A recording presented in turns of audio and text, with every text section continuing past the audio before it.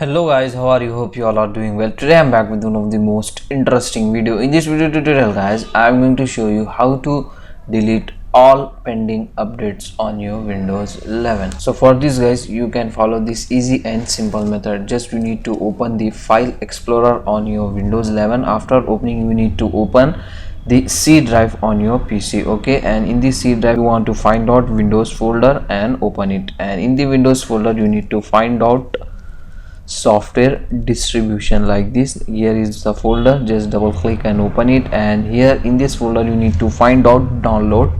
Just double click and open the download folder, and in this folder guys you can get the pending updates of your Windows 11. As you can see, if you want to delete all, just hold Ctrl key button and press A, so the all file will selected. As you can see, after that you can easily delete this files from your Windows 11. So this is the easy and simple method to delete the pending updates of your Windows 11.